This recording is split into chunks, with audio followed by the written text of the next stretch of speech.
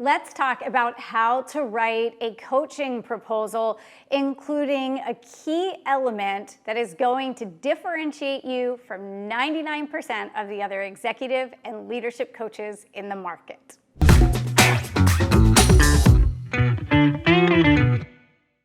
Now, we provide a lot of killer strategies around the sales process for B2B services on this channel. So if you're not already following it, you definitely want to.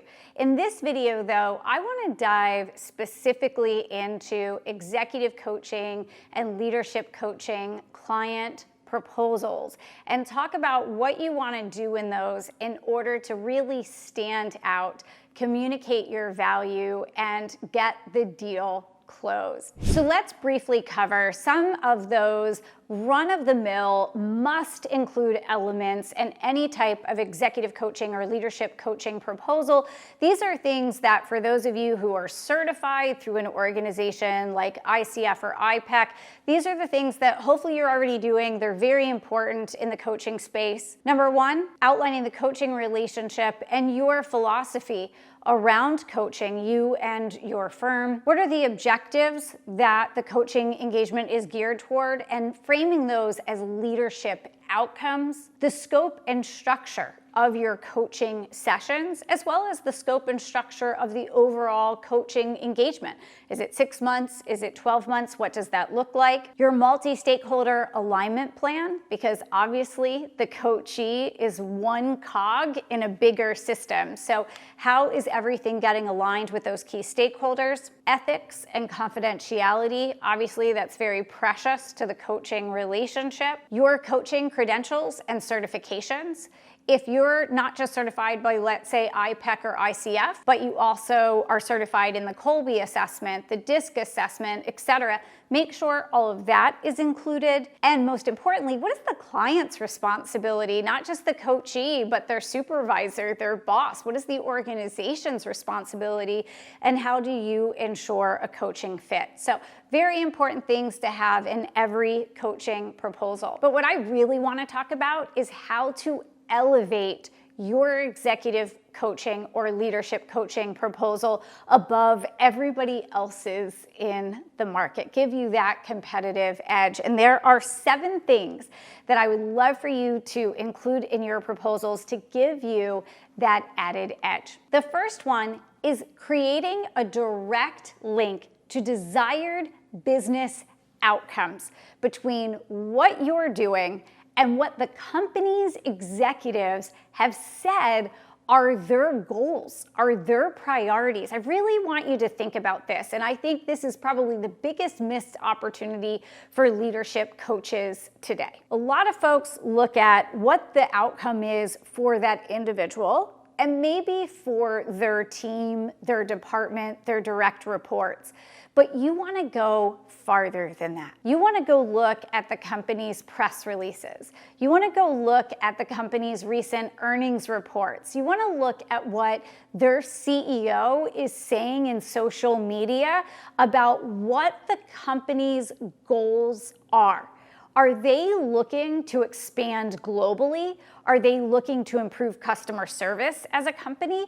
Are they looking to improve safety? Are they looking to transform their company culture? Are they looking to get customers back into the store again? Identify at least 3 business drivers, 3 business goals that are coming directly from the C-suite, and tie what you're doing in your coaching to ultimately cultivating the types of leaders that are needed for the company to be able to go reach those goals. Now, hear me clearly about this. I'm in no way suggesting that you personally are responsible for making sure that a company like Macy's is able to get customers back in the store.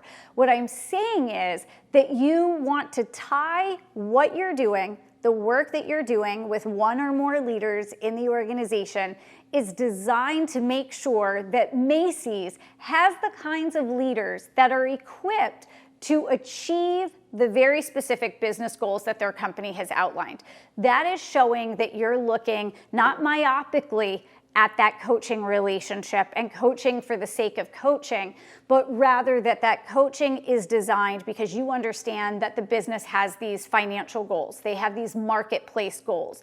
And by developing leaders in their organization, they're going to be able to hit those goals. Number 2, make sure you're clearly articulating the intended behavior change of the leader or leaders that you're working with. What will they do differently? How will they show up differently? What will be the visible indicators that is evidence of your coaching in action? Number 3, how and when will success be measured?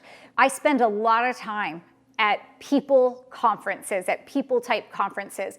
And this comes up again and again. The C-suite wants to know that the money and time that they are investing in coaching is going to be measured in some way. Very important. You cannot skip this today. Next, what is your risk mitigation plan? Because the fact is that any type of service has a risk of not really working out. I'm going to talk more about this in just a second. Number 5, what is the communication strategy around the coaching engagement? Don't overlook this, because how it's communicated to the leader, to other stakeholders, to the department or team, in terms of who's being coached, why they're being coached, if there's not a strategic plan around this, and that's not part of what you're doing with your client, you're leaving a lot of things to chance. If someone presents coaching as punitive in some way, or favoring one leader over another leader, or that the team is underperforming and so therefore they're all at risk. If that's how it gets communicated because you don't have a plan for that in your proposal and you're not helping the client with that, that's a big missed opportunity for you. And actually that could come back and undermine your entire client opportunity. Number 6, your past performance track record. How many other clients have you worked with and what kinds of results have they achieved? And number 7, a side-by-side comparison to cheaper alternatives. Please don't skip that today. No doubt you've heard of companies like BetterUp. You know that there are AI apps now that allow people to get coaching on their phone. That is not the same as a leader building a relationship with you and working with you directly one-on-one for 6, 9, 12 months. Give them a side-by-side comparison, because even if you don't, they are drawing the comparison, but without your input into the downfalls of those other cheaper, faster options compared to the quality and the depth of expertise that you're delivering, you don't know what they're going to say. You want to frame that conversation for them, so make sure that's part of your proposal as well. Now, this is where we're going to go a little bit more advanced. This is stuff that we typically only talk about with members of our Bold House Collective, which is a training program plus a community for experts who work with organizations. So our Bold House Collective is comprised of consultants, executive coaches, professional service providers, and founders of boutique services firms. We get really specific and we get really advanced inside of that space. But I just want to give you an example here. I'm not going to read you this entire chart, but I want you to see how robust it really is. This is an example of a risk mitigation plan for a coach in terms of how you would present it to a client in your proposal. The first thing you want to do is you want to identify what you see as the top 3 to 5 risks when it comes to a company investing in leadership development, leadership coaching. And here's just some of the ones that I came up with. I'm not an executive coach. I'm an expert in growing your business with corporate clients and scaling that business.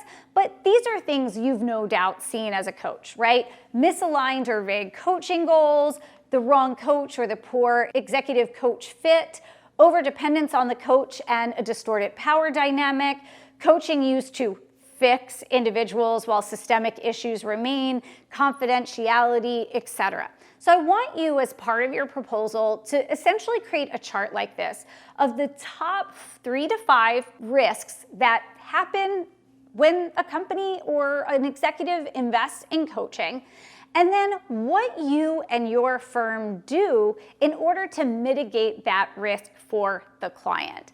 And you want to name this risk mitigation process. So over here you'll see I'm just calling your firm Acme Coaching as a placeholder.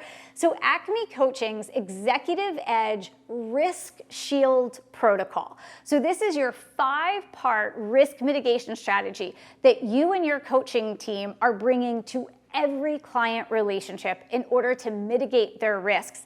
Once you come up with what those top 5 risks are that happen and that you see and that you admit are, yeah, that's a risk.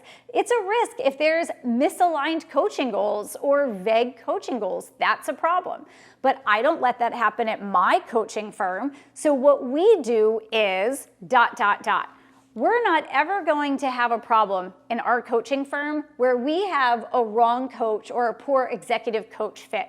Why? Because at your firm, this is what you do to mitigate that. It's shocking to me after all of these years how few outside experts actually put risk on the table with their clients and say, yeah, these are the things that could come up, but when you're working with our firm, it's not an issue because we've actually built this 5-part plan to mitigate those risks. So you can rest assured when you're working with our coaching firm, these issues aren't going to be a problem for your corporation or your nonprofit or whoever the client is. Really important to have this in your coaching proposal. It's going to differentiate you from the other 99% of the coaches that are in the market. And that's a big deal because the consulting space, the coaching space has really exploded in the last few years, and it shows no signs of slowing down. And that's really what we see at Bold House as being one of the most valuable things of being part of our community,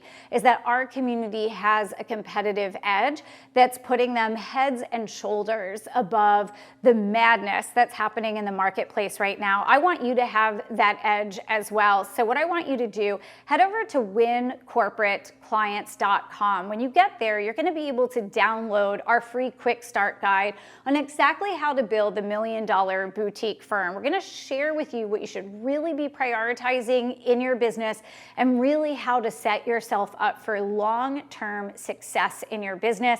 That link is right below. It's just wincorporateclients.com. If this was helpful and you like this information, let's take this conversation even further. I want to share with you an exact template for you to utilize for your proposals. So go check out the video right now, Client Proposal Template. I literally walk you slide by slide through what that proposal should look like. And I've also put that link for you right below. So we'll head there now and get right into that template.